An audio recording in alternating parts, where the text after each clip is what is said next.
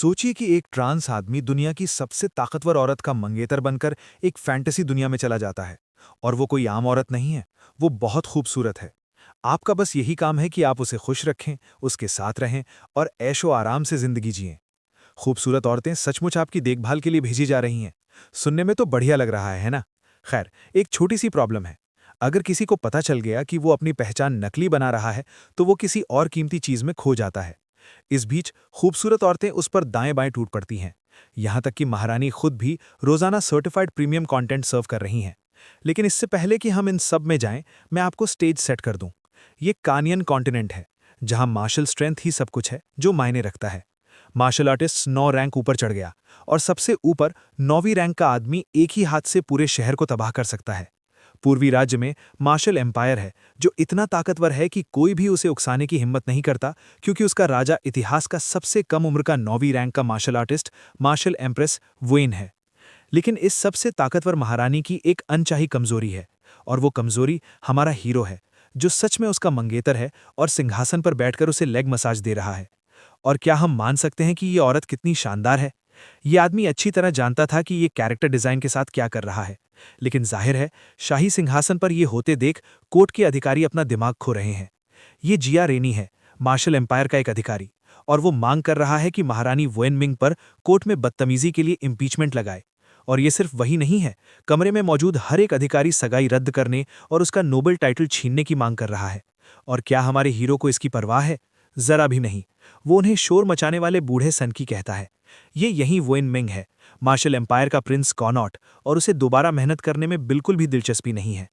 देखो, जब मिंग अपनी पिछली जिंदगी में हमेशा प्रिंस कॉनॉट नहीं था, तो वो धरती पर बस एक आम ऑफिस वर्कर था।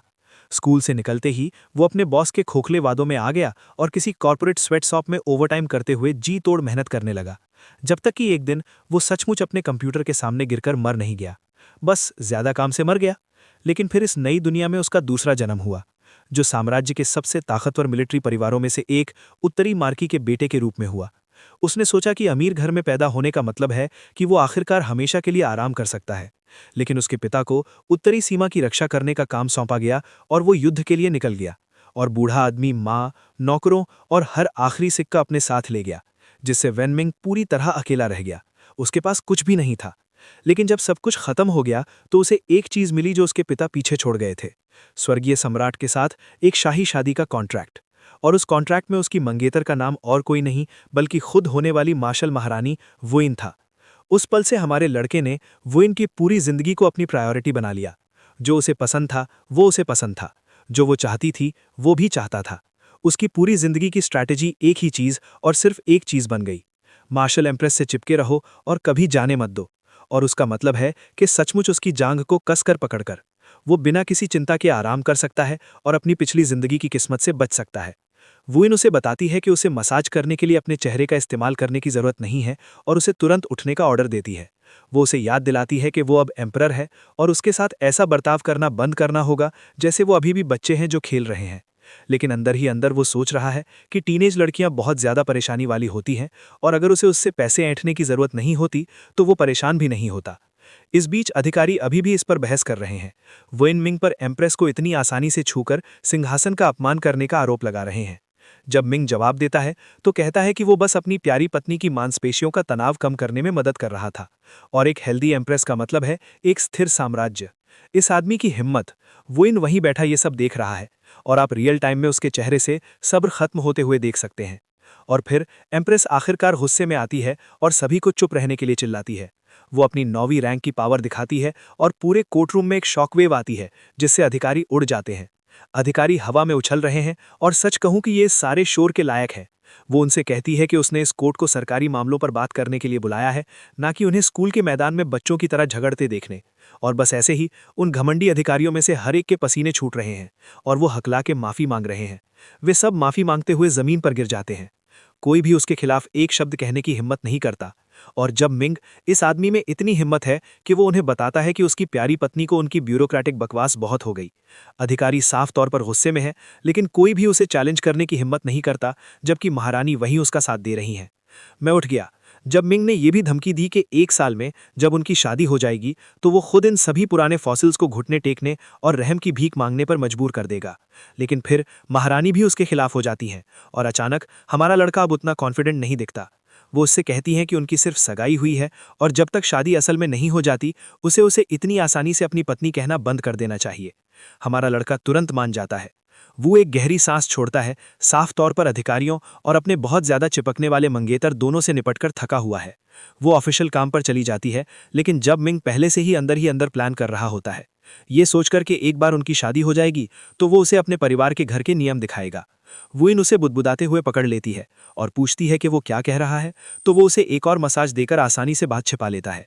क्लासिक वैन मिंग। वो मना कर देती है और कोर्ट का ध्यान किसी असल जरूरी चीज पर लगा देती है। नॉर्दर्न फ्रंटियर से एक अर्जेंट रिपोर्ट। अधिकारियों ने बताया कि स्काउट इंटेलिजेंस ने कंफर्म किया है कि बर्बर कबीले बॉगर के पास भारी फोर्स इकट्ठा कर रहे हैं। वे चेतावनी देते हैं कि वुइन का राज अभी नया नया शुरू हुआ है, तो बर्बर शायद हमला करने का प्लान कर रहे हैं। वुइन चुपचाप सुनती है, लेकिन जब मिंग बिना किसी हिचकिचाहट के आगे बढ़ता है तो महारानी से कहता है कि उसे बिल्कुल भी चिंता करने की जरूरत नहीं है। वो गर्व से कहता है कि उसका बूढ़ा आदमी अजेय है और वो बर्बर कबीले कभी भी उनके इलाके में आने की हिम्मत नहीं करेंगे। उसका कॉन्फिडेंस लगभग तारीफ के काबिल है और वुइन भी अकेले में मानती है कि वेन मिंग एक बहुत बड़ा बेवकूफ है, लेकिन उसके पिता नॉर्दर्न मार्स सच में एक बेमिसाल योद्धा है। और तभी अचानक एक अर्जेंट रिपोर्ट कोर्ट में आती है जिससे सब चौंक जाते हैं। कोई पूरी स्पीड से अधिकारियों के पास से गुजरता है और कमरे का टेंशन तुरंत बदल जाता है। मैसेंजर नॉर्दर्न फ्रंटियर से एक अर्जेंट डिस्पैच की घोषणा करता है और अचानक कमरे में सन्नाटा छा जाता है। ये जिया यू है, मार्शल एम्पायर की ग्रैंड मार्शल, और उसके हाथ में एक स्क्रोल है जो सब कुछ बर्बाद करने वाला है। और वेन मिंग तुरंत जश्न मनाने लगता है। उसे यकीन है कि ये उसके पिता द्वारा बर्बर हमले को कुचलने की खबर होगी। वो हंस रहा है और इसे जल्दी का काम कह रहा है। वो अधिकारियों का मजाक भी उड़ाने लगता है। उनसे कहता है कि साम्राज्य में असली योगदान ऐसा दिखता है और उन्हें नोट्स लेने चाहिए। वो मांग करता है कि रिपोर्ट जोर से पढ़ी जाए ताकि उसके पिता की बहादुरी की हर बात पूरे दरबार में गूंजे। अब यहाँ पर यह सब बहुत बुरी तरह गलत हो जाता है। जिया पढ़ना शुरू करती है। सुबह होते ही 2 लाख बर्बर सैनिकों ने हमला कर दिया। दोपहर में ग्रैंड मार्शल वेंटिन ने उन्हें रोकने के लिए सेना का नेतृत्व किया। फिर वो रुक जाती है। रात होते होते जैसे जैसे लड़ाई बढ़ती गई तो कुछ ऐसा हुआ जो इस कमरे में किसी ने नहीं देखा था। ग्रैंड मार्शल वेंटी बर्बर लोगों के पास चला गया और वेन मिंग के चेहरे की मुस्कान 1 इंच भी नहीं हिली। उसके दिमाग ने पूरी तरह काम करना बंद कर दिया है। जैसे ही वो शब्द उसके दिमाग में आते हैं, वेन मिंग के शरीर का हर एक सेल पूरी तरह सर्वाइवल मोड में चला जाता है, क्योंकि वो अच्छी तरह जानता है कि इसका मतलब उसके लिए क्या है। इससे पहले कि वो कुछ समझ पाता, कोई बिना किसी हिचकिचाहट के उसकी कलाई पकड़ लेता है। ग्रैंड मार्शल जॉरी उसे बंद कर देता है और वेन मिंग बहुत घबराकर चिल्लाता है, क्योंकि 5 सेकंड पहले वो राजकुमार था और अब वो एक गद्दार का बेटा है। दरबार तुरंत महारानी से पूछता है कि उन्हें गद्दार के बेटे से कैसे निपटना चाहिए। जब मिंग चिल्लाता है कि उसके पिता को जरूर फंसाया गया होगा। जुयू के अधिकारी उस पर मंडरा रहे हैं और कोई भी उसके बहाने 1 सेकंड के लिए भी नहीं मान रहा है। गेन मौके का फायदा उठाता है और कहता है कि उसे हमेशा से शक था कि उत्तरी मार्की के धोखेबाज इरादे हैं और वेन मिंग जरूर एक जंगली जासूस होगा। बाकी अधिकारी गिद्धों की तरह उन पर टूट पड़ते हैं। कुछ सिर काटने की मांग कर रहे हैं, दूसरे धीरे से फांसी देने की मांग कर रहे हैं। ये लोग सच में इसका मजा ले रहे हैं। और जब ये सब हो रहा होता है, वुइन बिल्कुल शांत खड़ी रहती है। उसके चेहरे के भाव उसके बालों के पीछे छिपे होते हैं, क्योंकि उसकी मौत की मांग उसके चारों ओर गूंज रही होती है।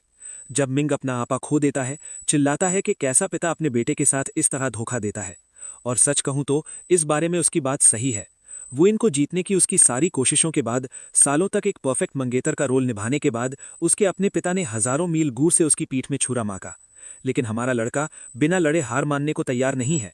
वो वुइन से अपने बचपन की दोस्ती के दम पर सच सामने लाने का एक मौका भीख मांगता है। और इस पूरे सीन में पहली बार वुइन के एक्सप्रेशन में कुछ बदलाव आता है। जब वो उसे रहम की भीख मांगते हुए सुनती है, उनके बचपन की यादें उसके दिमाग में कौंध जाती हैं।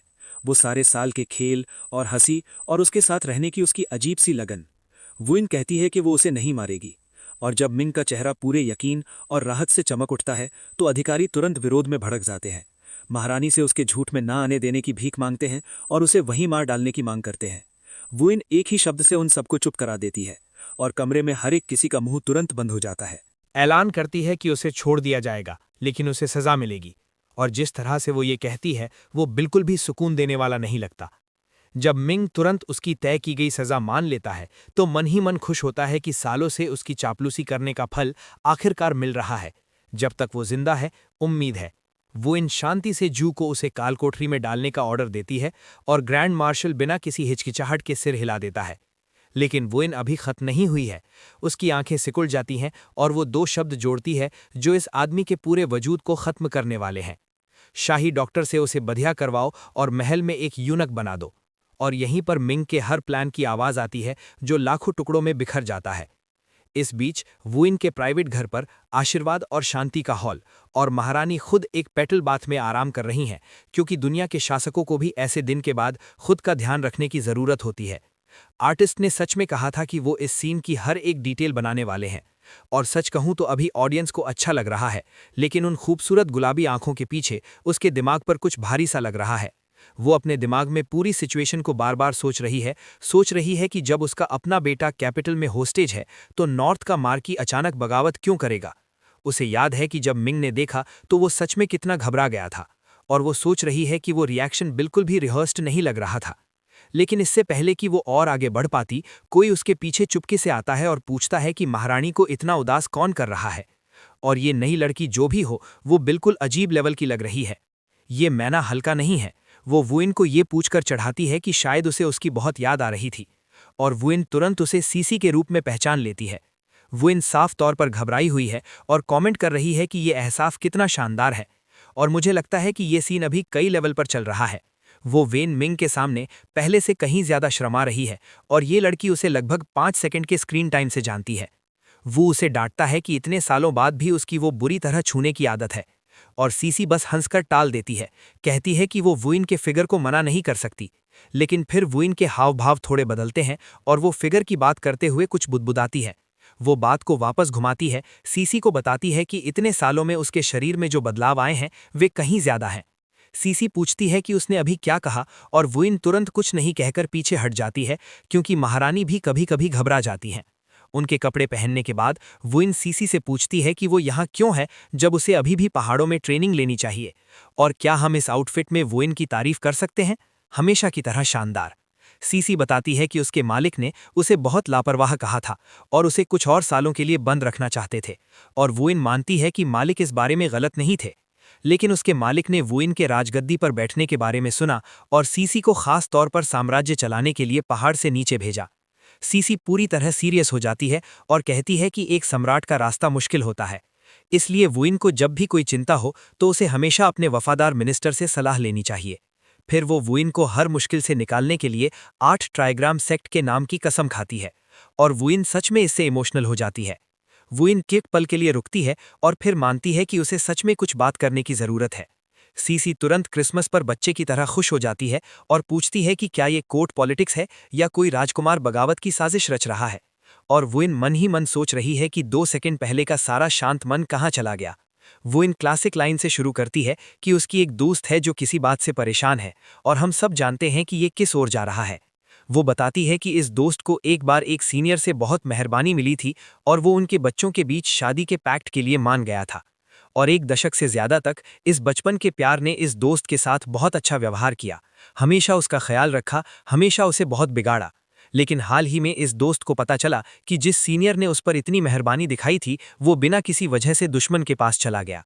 अब शादी पास आ रही है, इस दोस्त को नहीं पता कि उसका मंगेतर उससे सच में प्यार करता है या एक दिन वो अपने पिता की तरह उसे धोखा देगा।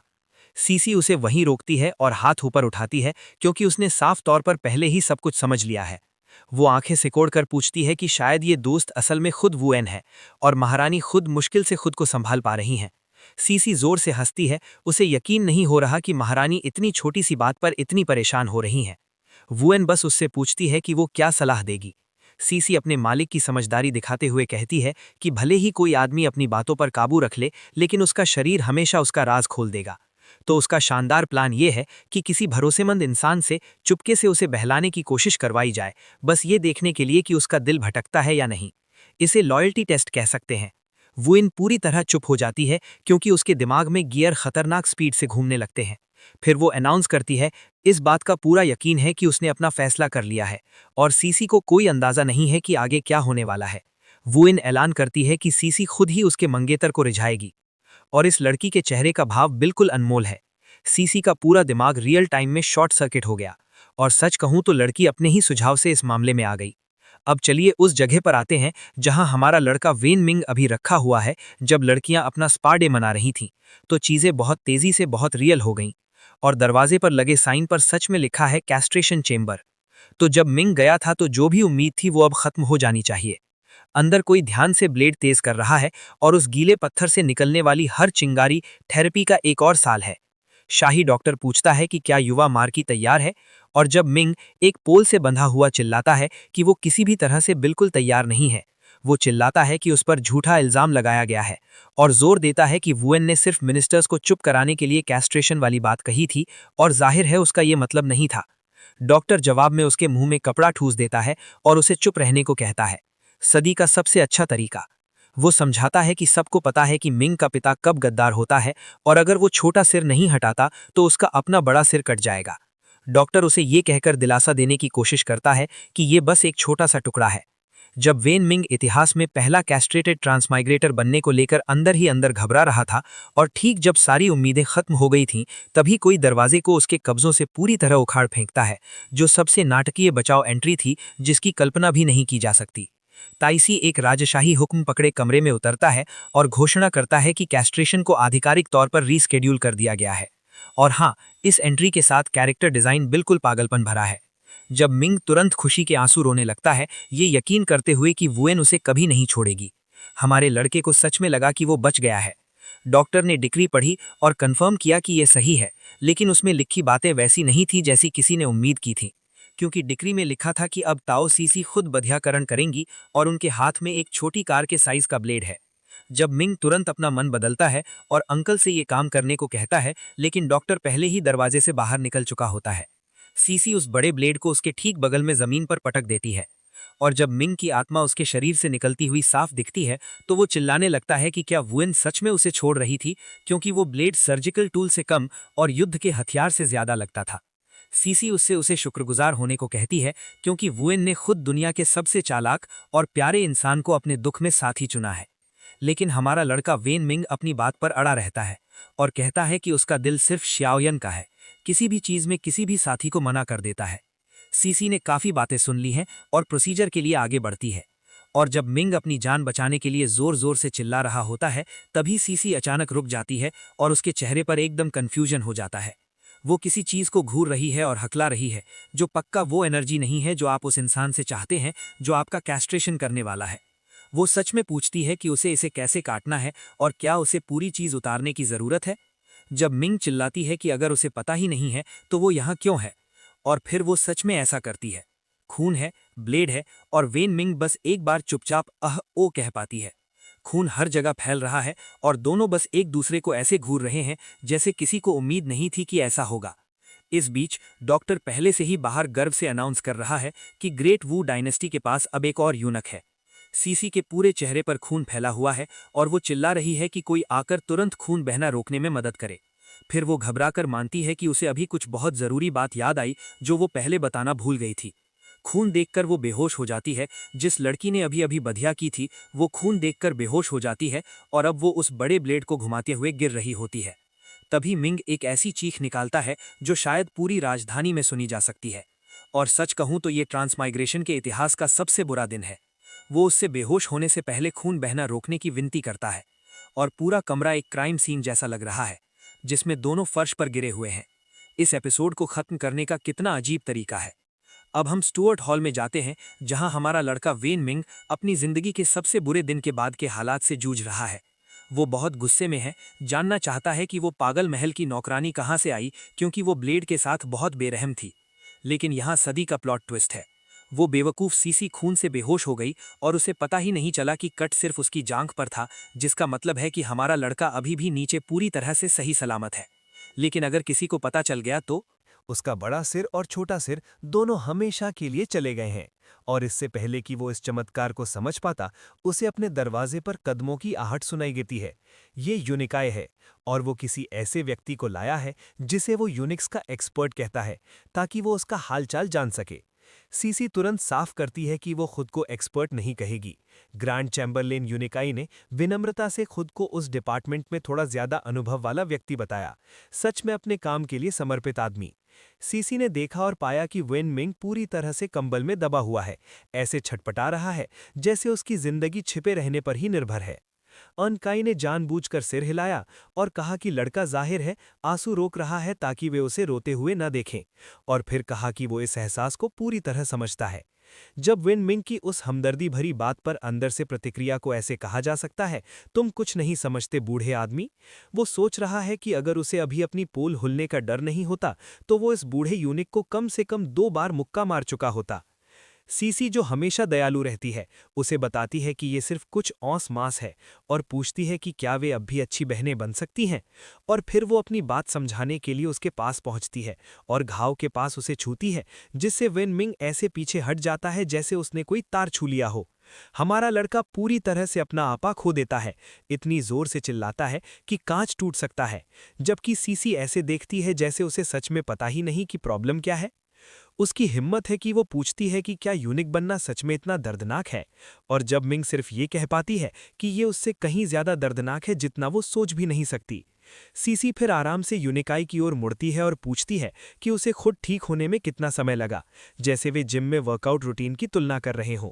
अनकाई खुशी से कहता है कि अंदर के महल को एक और शानदार साथी मिल गया है, जबकि वेनमिंग मन ही मन कसम खाता है कि अगर उसके पिता की बगावत सफल हुई तो उनमें से हर एक को मार दिया जाएगा। यूनिकाई माफी मांगता है और सीसी को इंचार्ज छोड़ देता है। वेनमिंग मन ही मन कसम खाता है कि वो इस पागल औरत से उसकी सारी तकलीफें पूरी करवाएगा। लेकिन अब जब वे अकेले हैं तो वो ऊपर देखता है और महसूस करता है कि ये लड़की उसके ठीक ऊपर खड़ी है और जाने का उसका कोई इरादा नहीं है। इसलिए वो तुरंत अपना चार्म पूरी तरह से बढ़ा देता है, उसे दुनिया की सबसे समझदार, प्यारी और खूबसूरत लड़की कहता है, और फिर प्यार से पूछता है कि क्या वो अभी जा सकती है। सीसी कहीं नहीं जा रही है।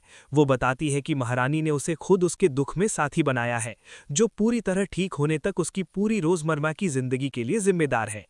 और इस शॉट में कैरेक्टर डिजाइन हमें खूब खिला रहा है, क्योंकि हे भगवान, जब मिंग तुरंत सब कुछ ठीक कर देता है तो वो इनको अब भी उस पर शक होता है, और उसकी सेहत के लिए ये शानदार खतरा साफ तौर पर एक जासूस के तौर पर यहां भेजा गया था। लेकिन इससे पहले कि वो कुछ और सोच पाता, उसका पेट पूरे शाही महल में सबसे तेज गुर्राहट के साथ उसे धोखा देता है। सीसी खुशी से कहती है कि वो खाना लाई है, और जब मिंग बेमन से खुद से मानता है कि कम से कम इस पागल में ज़मीर तो थोड़ा सा है, तो वो उससे कहती है कि अपना मुंह खोलो, और उसकी आंखों में पहले से ही ये भाव था कि उसे पता है कि उसे इस बात का पछतावा होने वाला है, क्योंकि उसने उसे खाना नहीं दिया। वो एक पूरा स्टीम्ड बन सीधे उसके चेहरे पर एक फास्ट बॉल पिच की तरह फेंक देती है। वो उसके मुंह ने और बन ठूसती रहती है, उससे कहती है कि वो तेजी से खाए ताकि वो जल्दी ठीक हो जाए, जबकि हमारा लड़का हर निवाले से बचने के लिए लड़खड़ाता है। इस पॉइंट पर जब मिंग को पूरा यकीन हो जाता है कि ये औरत उसे ठीक करने के लिए यहाँ नहीं है, तो वो दम घोटकर उसका काम खत्म करने के लिए यहाँ है।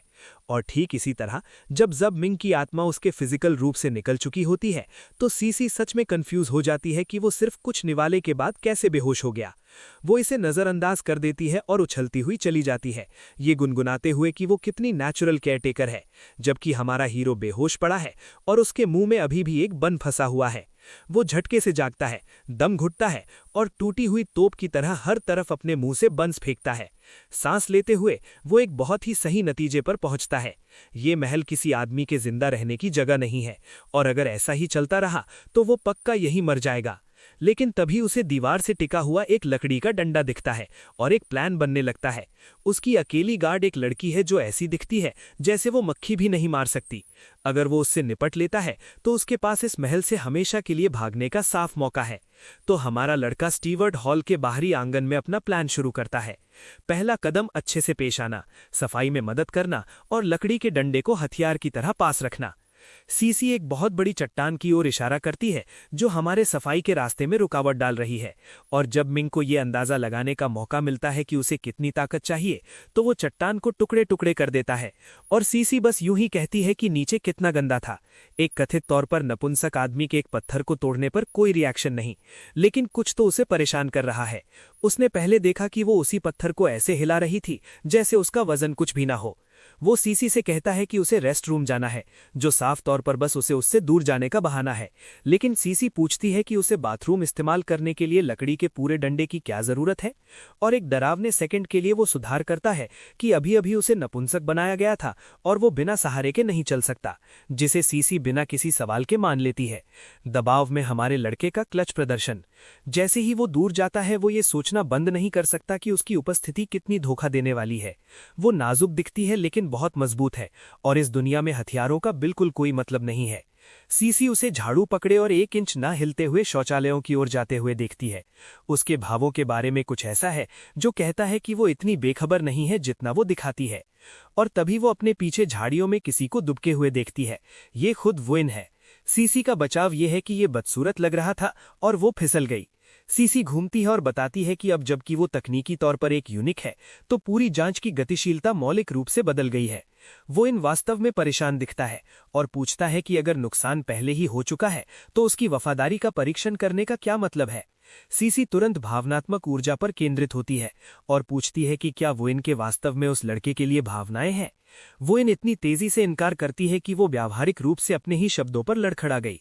सीसी का तर्क है कि चूंकि अब वो एक यूनिक है, उसे सभी महत्वाकांक्षाएं खो देनी चाहिए, जिसका मतलब है कि उसके विद्रोही संबंधों का परीक्षण करने का कोई तरीका नहीं है। वो रुकती है, फिर ये दावा करती है कि वास्तव में वो यही सोच रही थी। जरूर, ये आपकी महारानी थी। लेकिन सीसी के पास पहले से ही एक नई योजना तैयार है। वो वुइन को आराम करने के लिए कहती है, क्योंकि उसने ये पुष्टि करने का सही तरीका तैयार किया है कि वेन मिंग के मन में विद्रोही इरादे हैं या नहीं। उसका गहन प्रतीक्षण ये है कि महल के बाथरूम की दीवारें बेहद कम है। अगर वेन मिंग के मन में कोई विद्रोही विचार आता है तो वो बाथरूम जाने के बहाने से ऊपर चढ़कर भाग जाएगा। इसलिए उसने दीवार के बाहर पहले से ही ब्लेड, भाले और फेंकने वाले तारों की एक पूरी माइनफील्ड बना दी है। और जब मिंग खिड़की से झांक रहा होता है सोचते हुए कि रास्ता पूरी तरह से साफ है, तो वो तुरंत चारा खा जाता है, दीवार पकड़ता है और बिना किसी झिझक के खुद को ऊपर खींच लेता है, ये सोचते हुए कि वो इसे आसानी से पार कर सकता है।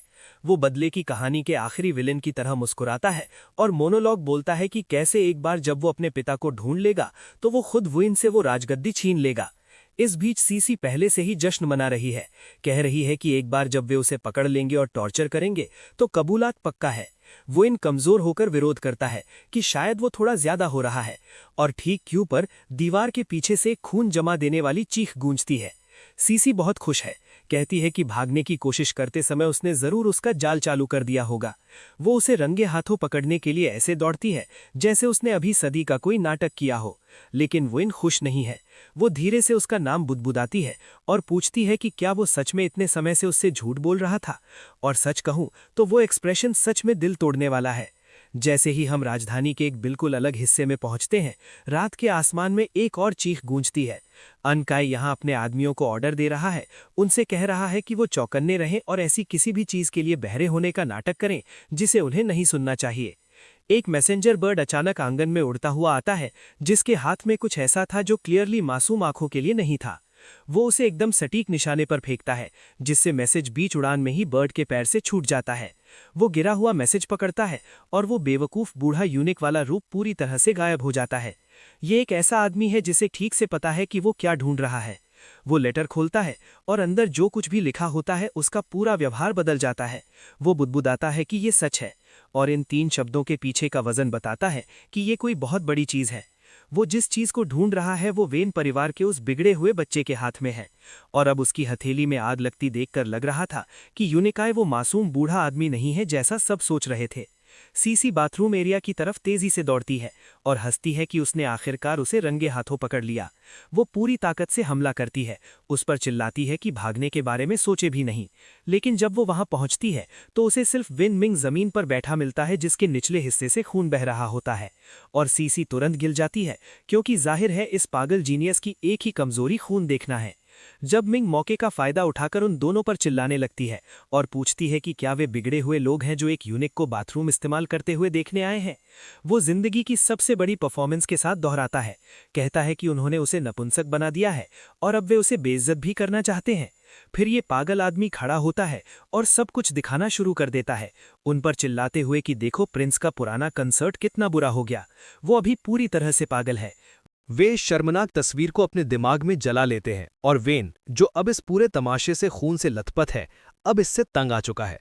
वो उसे पूरी तरह से हरा लेती है, चिल्लाते हुए कि ये सब एक गलतफहमी थी, और उसे फुटपाथ पर गड्ढा खोदकर गिरा देती है। हमारा लड़का एक फटी हुई गुड़िया की तरह उछलता है और सीधे पत्थर की दीवार में धंस जाता है। वोइंग बेहोश खून से लथपथ सीसी को पकड़ती है और पीछे हट जाती है, हकलाते हुए माफी मांगती है, जबकि वेन मिंग उनके पीछे एक गड्ढे में गिरा हुआ है। और जैसे ही ले जाते हैं, मिंग अपनी स्मैगस वाली मुस्कान दिखाती है जो इस सीरीज में कभी नहीं आई। वो बुदबुदाता है कि उसने आखिरकार उन्हें अपने ही बनाए गड्ढे में लेटे हुए नकली खून से बेवकूफ़ बना दिया, फिर भी वो परफॉर्मेंस बेच रहा था। इस बीच वोइन सीसी का चेहरा बुरी तरह से सहला रही है, इस बात से गुस्से में कि उसका शानदार ट्रैप प्लान वेन मिंग के सामने पूरी तरह से शर्मिंदगी में बदल गया। सीसी ये कहकर मामला शांत करने की कोशिश करती है कि वो अब बस एक मामूली यूनिक है और महारानी की शर्मिंदा होने की बात फैलाने की हिम्मत कभी नहीं करेगा। लेकिन इससे वोइन को और भी गुस्सा आता है, क्योंकि किसी ने सीसी को उसे असल में बधिया करने के लिए नहीं कहा था, और सीसी आखिरकार मान लेती है कि उसने गलती की है। वोइन का गुस्सा असली चिंता में बदल जाता है। वो कहती है कि उसने कभी उम्मीद नहीं की थी कि उसकी चोटें इतनी गंभीर होंगी, अगर उसे सिर्फ टॉयलेट इस्तेमाल करने से इतना खून बह रहा है। इसलिए वो सीसी को एक नया ऑर्डर देती है। अब और कोई चाल नहीं, कोई और स्कीम नहीं, बस वेन मिंग का ठीक से ख्याल रखना और ये पक्का करना कि वो सच में ठीक हो जाए। वोइन असले विदा लेती है, सीसी को आखिरी बार उसके साथ अच्छा व्यवहार करने की याद दिलाती है, और जैसे ही वो चली जाती हैं, वोइन बस एक पल के लिए अपनी सावधानी कम कर देती हैं। फुसफुसाते हुए कहती हैं कि वो शुक्रगुजार हैं कि उसने सच में उसे धोखा नहीं दिया। लेकिन जब मिंग को बिल्कुल भी रोमांस महसूस नहीं हो रहा, क्योंकि ये दोनों अब उसके हर कदम पर, यहाँ तक कि बाथरूम तक भी नजर रख रहे हैं, तो वो अपनी किस्मत को कोसता है। क्योंकि जब उसने पहले दीवार पर चढ़ने की कोशिश की थी तो उसका घाव फिर से खुल गया था, और अब वो आज़ाद होने के बजाय इस महल में फंसकर परेशान है। और सीसी एक सेकंड के लिए भी उसकी मासूमियत पर यकीन नहीं कर रही, पूरी तरह से पहरा दे रही है। वो खुद से कहती है कि उसे वोइन जितना धोखा देना आसान नहीं है, और वो जो भी असल में छिपा रहा है वो खुद उसे सामने लाएगी। इस बीच हमारा लड़का अपनी सोने की चटाई पर मुंह के बल गिर पड़ा है। पूरे दिन उस औरत से परेशान होकर पूरी तरह थक गया है, लेकिन फर्श पर लेटे होने के बावजूद उसका दिमाग अभी भी साजिशें रच रहा है। वो एक चम्मच निकालता है और मुस्कुराता है, कहता है कि लैट्रिन सिर्फ एक बचने का रास्ता था, और वो अपने सारे अंडे एक ही टोकरी में नहीं डाल रहा। उसने अपनी पिछली जिंदगी में इतनी जेल की फिल्में देखी हैं कि उसे पता है कि सीवेज सिस्टम इस महल से बाहर निकलने का उसका गोल्डन टिकट है। लेकिन उसकी बड़ी भागने की प्लानिंग के ठीक बीच में सीसी अंदर आती है, उसे बुलाती है, और चम्मच छिपाने की कोशिश में उसे लगभग हार्ट अटैक आ जाता है। वो पूछती है कि वो चुपके से क्या कर रहा था, और वो तुरंत मासूमियत दिखाने लगता है, कहते हुए कि वो बस आराम कर रहा था, क्योंकि उसने पहले बहुत खून बहाया था। सीसी अपनी आंखें सिकोड़ती है और कहती है कि वो एक नज़र में बता सकती है कि वो कुछ छिपा रहा है, क्योंकि इस खुद को जीनियस कहने वाले को बेवकूफ़ बनाना इतना आसान नहीं है। और फिर वो असली बम गिराती है। अपने सामान का एक बड़ा बंडल उसके कमरे में ऐसे ले जाती है जैसे वो उस जगह की मालिक हो। वो बताती है कि महारानी ने उसे उसकी सभी रोज़ की ज़रूरतों को संभालने का आदेश दिया है, तो जाहिर है वो अंदर आ रही है, और फिर वो उसके सामने ही कपड़े उतारने लगती है, और माना हमें इस बात का एक बहुत अच्छा एंगल दे रही है कि आखिर क्यों वेन मिंग अभी अपना आपा खो रहा है। वो उसे ताना मारती है कि अगर वो पूरी तरह से कपड़े भी उतार दे तो एक लाचार छोटा यूनिक इसके बारे में क्या कर सकता है, और वेन मिंग अपनी हर परत से पसीना बहा रहा है। लेकिन यहाँ ट्विस्ट ये है, सी सिर्फ लापरवाही नहीं कर रही, वो एक असली इंटेलिजेंस ऑपरेशन चला रही है। उसने सीखा कि नींद में सोए हुए आदमी सबसे आसानी से राज तब हैं जब मिंग अपना चेहरा ढक लेता है। बुदबुदाता है कि भले ही वो टेक्निकली यूनिक है, ये अभी भी बहुत गलत है, और उसकी विल पावर का उसकी लिमिट से ज़्यादा स्ट्रेस टेस्ट हो रहा है। और फिर देखता है कि वो अपनी पैंट लेने जाता है, और जब मिंग की आत्मा लगभग उसके शरीर को छोड़ देती है और वो चिल्लाकर पूछता है कि वो क्या कर रही है, तो वो मासूमियत से अपना सिर झुकाती है और कहती है कि वो साफ तौर पर उसके घाव की दवा लगा रही है। इस औरत की हिम्मत सच में हैरान करने वाली है, और सच कहूँ तो इस शॉट के बारे में बाकी सब कुछ भी ऐसा ही है। जब मिंग पूरी तरह से इमरजेंसी मोड में होता है, चिल्लाता है कि उसे उसकी मदद बिल्कुल नहीं चाहिए और वो खुद इसे संभाल सकता है, लेकिन सीसी को ये पसंद नहीं है। उसे नीचे दबाकर कहती है कि वो महारानी से सजा नहीं चाहती, और वो मर्दों और औरतों के बीच की बेसिक सीमाओं के बारे में चिल्ला रहा है, और उसका दिमाग शॉर्ट सर्किट हो रहा है, क्योंकि वो एक साथ सोच रहा है कि ये औरत कितनी पागल है और उसे इतना अजीब तरह से अविश्वसनीय फिगर क्यों चाहिए। और तभी असली मुश्किल आती है, क्योंकि उसे एहसास होता है कि उसे उसका राज जानने के लिए उसकी पैंट नीचे खींचने की भी जरूरत नहीं है। उसका शरीर खुद ही उसे धोखा देने वाला है। वो उसे और जोर से जकड़ लेती है और कहती है कि छटपटाना बंद करो, और वो सोच रहा है कि एक्सपो से पहले उसकी ताकत ही उसे मार सकती है। मौका तो मिलता ही है। फिर वो अपनी बड़ी बड़ी गुलाबी आंखों से रुकती है और पूछती है कि आखिर वो वहां नीचे क्या छिपाने की इतनी कोशिश कर रहा है। जब मिंग की जिंदा रहने की आदत चिल्ला रही थी कि अगर उसे अपना कवर बनाए रखना है तो उसके पास अपना आखिरी तरीका इस्तेमाल करने के अलावा कोई चारा नहीं था, तो वो अपनी प्लेबुक में बचा हुआ एकमात्र मूव करता है और जानबूझकर अपने खुले घाव से उसके पूरे चेहरे पर खून छिड़क देता है। ध्यान भटकाने की क्लासिक टेक्निक वापस आती है। सीसी फिर से खून को लेकर घबरा जाती है, जबकि मिंग मुश्किल से खुद को संभाल पा रही होती है, और महल का कोई रैंडम वर्कर वहां खड़ा है और जो उसने अभी देखा है उसे लेकर बहुत कंफ्यूज्ड है। तो इन सब के बाद सीसी ने उसका पूरा बिस्तर अपने कब्जे में कर लिया है और स्टारफिश की तरह सो रही है, जबकि हमारा लड़का ठंडे फर्श पर पड़ा है। वो अपना एस्केप स्पून पकड़ता है और तय करता है कि इसी रफ्तार से वो पक्का एक्सपोज हो जाएगा, इसलिए सीवर टनल का प्लान तुरंत होना चाहिए। लेकिन जैसे ही वो खुदाई शुरू करने वाला होता है, उसे महसूस होता है कि किसी ने उसकी गर्दन के पीछे के हिस्से को पकड़ लिया है। सीसी बिस्तर से लुढ़क गई और नींद में ही उससे चिपक गई और बुदबुदाते हुए कह रही थी कि वो बस मान ले। ये औरत बेहोशी में उससे पूछताछ कर रही है। उसे यकीन नहीं हो रहा कि वो सपनों में पूरी जांच कर रही है, और वो इस बात को लेकर बहुत परेशान है कि वो सोने की किस पोजीशन में यहां तक आ गई है। सीसी नींद में उसे पकड़ने लगती है और बुदबुदाती है कि वो उसे अभी पकड़ लेगी, और जब मिंग सच में किसी सोते हुए इंसान से डरता है तो वो उसे पकड़कर चिल्लाती है कि उसे उसकी कमजोरी मिल गई है। और इस लड़की की पूरी नींद में भी सटीकता का लेवल सच में डरावना है, और वो ठीक वही चीज पकड़ लेती है जिससे उसका पूरा नाटक खत्म हो जाता। यूनिक भेस अभी सीधे शारीरिक खतरे में है और मशरूम मेटाफर भारी काम कर रहा है। उसकी चीख पूरे महल में गूंजती है जब वो भगवान से विनती करता है कि कोई उसे अभी इस दुख से बाहर निकाल दे। शुक्र है वो आखिरकार नींद में करवट बदल लेती है और वो वहीं लेटा ये सोचता रहता है कि अगर वो सुबह तक रुकी रहती तो उसका राज पूरी तरह खत्म हो जाता। वो फुसफुसाता है कि वो सच में 9 जन्मों का आदमी है, लेकिन फिर उसे अंधेरे में चमकती आंखों वाला एक साया अपने ऊपर मंडराता हुआ दिखाई देता है। जब मिंग का खून खौल उठता है, जब वो ऊपर देखता है और महसूस करता है कि शायद वो पूरे समय सोई नहीं थी, तो वो रिएक्ट करने से पहले ही हरकत करती है और ठीक वही चीज पकड़ लेती है जिसे उसे नहीं पकड़ना चाहिए। सीसी उस पर झुककर एक अजीब सी मुस्कान के साथ पूछती है कि उसने आखिर वहां नीचे क्या छिपाया है, और हमारे लड़के के पास अब सच में कोई चाल, खून और बहाने नहीं बचे हैं। तो हम फिर से शुरू करते हैं। सीसी उसके ऊपर है और पूछती है कि उसने आखिर वहां नीचे क्या छिपाया है, और वो इस डरावनी मुस्कान के साथ अपना सिर झुकाती है और पूछती है कि ये कौन सी मुश्किल चीज है जो उसे मिली है। जब मिंग पूरी तरह से एग्जिस्टेंशियल क्राइसिस से गुजर रहा होता है, सोचते हुए कि उसके दोनों सिर काटे जाने वाले हैं, और सीसी की आंखें लगभग चमक रही होती है क्योंकि वो देखना चाहती है कि वो क्या छिपा रहा है, लेकिन फिर वो चीज निकालती है और वो सच में उसका भागने वाला चम्मच होता है। वो पूछती है कि वो चम्मच क्यों ले जा रहा है, और वो घबराकर ये बहाना बनाता है कि उसे भूख लगी थी और वो खाना ढूंढ रहा था। सीसी उसे थप्पड़ मारती है और कहती है कि वो बोरिंग है। साफ तौर पर निराश होकर ये वो स्कैंडल नहीं था जिसकी वो उम्मीद कर रही थी। और जब मिंग उस चम्मच को एक पवित्र निशानी की तरह पकड़े हुए भगवान का शुक्र अदा कर रहा था कि उसने समय रहते अपना असली राज छिपा लिया, सीसी पूरी तरह से अपना गियर बदलती है। उसे बताती है कि महारानी ने उसे खाना खिलाने का ऑर्डर दिया है तो उसे नाश्ते के लिए उठ जाना चाहिए। लेकिन जब मिंग इस बात को लेकर बहुत परेशान है कि नाश्ते से उसका क्या मतलब है, क्योंकि इस औरत के साथ आप कभी सच में नहीं जान सकते, वो बड़े बड़े फूले हुए स्टीम्ड बंस का ढेर दिखाती है और इस शॉट की फ्रेमिंग अभी बिल्कुल डबल ड्यूटी कर रही है। जब मिंग का रिएक्शन हमें वही सब कुछ बताता है जो उसके दिमाग में अभी अभी रजिस्टर हो गया था। उससे दूर रहने की उसकी चीख लगातार दूसरी सुबह पूरे महल के मैदान में गूंजती है। 7 दिन तेजी से आगे बढ़ते हैं और किसी तरह हमारा लड़का इस खतरे के साथ पूरे 1 हफ्ते तक साथ रहने से बच गया है। हेड यूनिकाय आता है और अनाउंस करता है कि वेन मिंग इतना ठीक हो गया है कि वो सर्व करना सीख रहा है। और जब मिंग वहां सीसी के साथ खाना खा रहा होता है, तभी यूनिक अंदर आता है, और सच कहे तो हमारा लड़का ऐसा दिखता है जैसे उसने पहले के दशक देखे हों।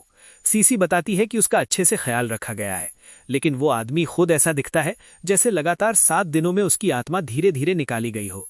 यूनिक भी बता सकता है कि यह आदमी ठीक नहीं है और उसे ठीक होने के लिए कुछ और दिन देने की पेशकश करता है। लेकिन जब मिंग डूबते हुए आदमी की तरह उसका हाथ पकड़ लेता है, एक लाइफ राफ्ट पकड़ लेता है, तो वो यूनिक से गुजारिश करता है कि उसे कहीं भी ले जाए, उसे कोई फर्क नहीं पड़ता कहाँ, जब तक वो उस औरत से दूर हो। इसलिए यूनिक उसे खींचकर ले जाता है, जबकि सीसी देखती रहती है और वो यूनिक से कहती है कि वो उसके छोटे से प्रोजेक्ट का अच्छे से ख्याल रखे। लेकिन मन ही मन सीसी सोचती है कि 7 दिन बिना एक भी गलती के। उसे हैरानी होती है कि क्या सच में उसका नॉर्डर्न मार्क्विस विद्रोह से कोई लेना देना नहीं है।